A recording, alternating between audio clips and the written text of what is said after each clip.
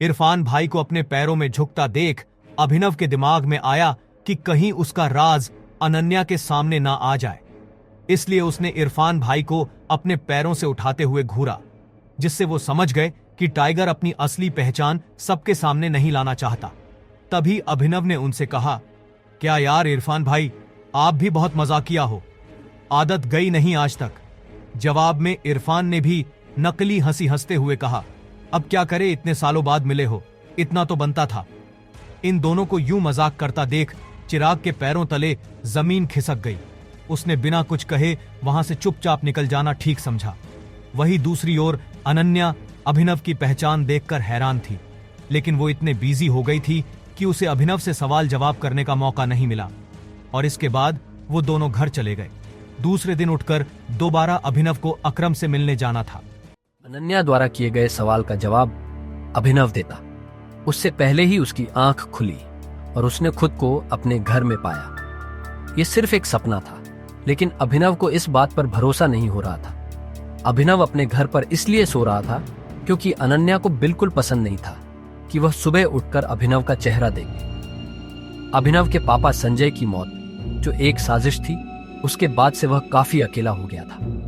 अपने पापा की मौत के पीछे जो आदमी था, उसका चेहरा उसे अच्छी तरह याद था। आज उठकर अभिनव को अकरम से मिलने जाना था।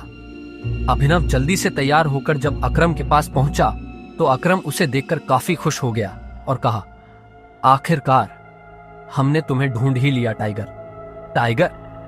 हाँ, मैं पिछले 18 सालों से तुम्हें ढूंढ रहा हूं। तुम हमारे टाइगर हो, हमारे इस हजारों करोड़ के बिजनेस एम्पायर के वारिस, जिसे हम तीनों दोस्तों ने मिलकर शुरू किया था। मैं, तुम्हारे पापा संजय और राणा अग्निहोत्री। इतना कहते ही अकरम ने दीवार पर टंगी एक तस्वीर की तरफ इशारा कर दिया, जिसमें संजय, अकरम और राणा तीनों मौजूद। राणा को देख अभिनव को झटका लगा। उसकी आंखों के सामने वो दिन फिर से हरा हो गया जो वो हर सुबह देखकर उठता था। उस रात अभिनव के पिता को जिस आदमी ने गोली चलाई थी, वो राणा था। दोस्त होने के बावजूद राणा ने अभिनव के पिता के साथ गद्दारी की थी। अभिनव की आंखें चिंगारी सी लाल हो गईं। ये देख अकरम ने पूछा, क्या हुआ? तुम इतने गुस्से में क्यों हो? नहीं, मैं ठीक हूं। आपको मुझसे कुछ बात करनी थी ना? हाँ, मैं तुम्हें हमारी कंपनी द माफिया किंग के बारे में कुछ बताने वाला था। हम तीनों ने मिलकर द माफिया किंग को खड़ा किया था, जिसके नाम से पॉलिटिशियन, सेलिब्रिटी और इस देश का बड़े से बड़ा आदमी कांपता था। पर तुम्हारे पापा के जाने के बाद सब बिखर गया। इस बीच हमारे कुछ दुश्मन भी पैदा हो गए।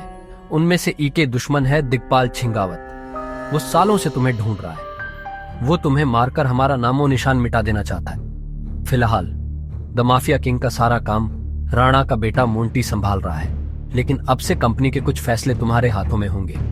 अपने पिता के काम को अब तुम्हें ही आगे बढ़ाना है टाइगर। ये सुनते ही अभिनव हैरान हो गया। कल तक उसकी जेब में 100 रुपये भी नहीं थे और आज अचानक वो हजारों करोड़ की कंपनी का मालिक हो गया था। इसके बाद अभिनव अपनी नौकरी पर गया और वहां उसके बॉस ने उसे खूब सुनाया, क्योंकि कल अभिनव काम पर नहीं आ पाया था, जिसके कारण उसके बॉस को बहुत नुकसान हुआ। बात यहां तक पहुंच चुकी थी कि उसके बॉस ने उसे नौकरी से निकाल दिया। इसके बाद अभिनव ने अपने बॉस से कहा, ठीक है, मैं जा रहा हूं। इस महीने जो मैंने काम किया उसकी सैलरी दे दीजिए। कल जो तेरी वजह से हमारा नुकसान हुआ, अगर मैं उसकी भरपाई तेरी सैलरी से भी करूं तो भी नहीं होगी। शुक्रमना मैं वो नहीं मांग रहा हूं। अब निकल यहां से। ये आप क्या बोल रहे हो? मैंने पूरे महीने काम किया है। एक दिन नहीं आया तो आपका 25,000 का नुकसान हो गया। मैं तब तक यहां से नहीं जाऊंगा जब तक मुझे मेरी सैलरी नहीं मिल जाती। हाँ, अच्छा, रुक, अभी देता हूं तुझे तेरी सैलरी, उसके बॉस ने कहा और टेबल पर रखी घंटी बजा दी। अगले ही पल कमरे का दरवाजा खुला और 4 बाउंसर अंदर घुस आए। उठाकर पटकाओ, बाहर इसको।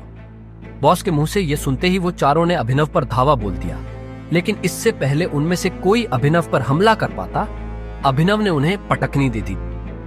देखते ही देखते बॉस के सारे आदमी ढेर हो गए थे। बॉस यह देख हैरान रह गया था। अभिनव अब सीधा बॉस के पास आया और बोला, चुपचाप मेरी सैलरी दे दो। बॉस ने घबराहट में अपने ड्रॉर में से चेक निकाला और उस पर अमाउंट भरकर कांपते हाथों से अभिनव को थमा दिया। अभिनव ने चेक देखा और ऑफिस से बाहर निकल गया। इधर अभिनव जब ऑफिस से बाहर पहुंचा तो उसे एक अनजान नंबर से कॉल आया। अभिनव ने कॉल उठाया और बोला, हेलो हेलो टाइगर, अकरम बोल रहा हूं। हाँ कहिए। टाइगर, मुझे तुम्हें किसी से मिलवाना है। वो हमारे माफिया वर्ल्ड का एक बहुत बड़ा नाम है और साथ ही तुम्हारे पापा और मेरा जिगरी यार बलराज। मैं चाहता हूं बलराज को पता चल जाए कि टाइगर लौट आया है, इसलिए शाम को डिनर के लिए होटल सफायर पहुंच जाना। मैं तुम्हें एड्रेस भेज रहा हूं। अकरम के मुंह से बलराज का नाम सुनते ही हैरान हो गया। उसने बलराज का नाम पहले भी सुना था। इस शहर में बलराज का नाम बच्चा बच्चा जानता था और हर आदमी उसके नाम से कांपता था। ऐसे में अभिनव को भी उससे मिलने में घबराहट हो रही थी। जिस बलराज से वो घबरा रहा था, असल में वो उसी का बॉस होने वाला था। आगे की कहानी जानने के लिए देखें अगला एपिसोड सिर्फ पॉकेट एफएम के यूट्यूब चैनल पर, और द रिटर्न ऑफ टाइगर के सारे एपिसोड्स को सुनने के लिए डिस्क्रिप्शन में दी लिंक से डाउनलोड करें पॉकेट एफएम ऐप।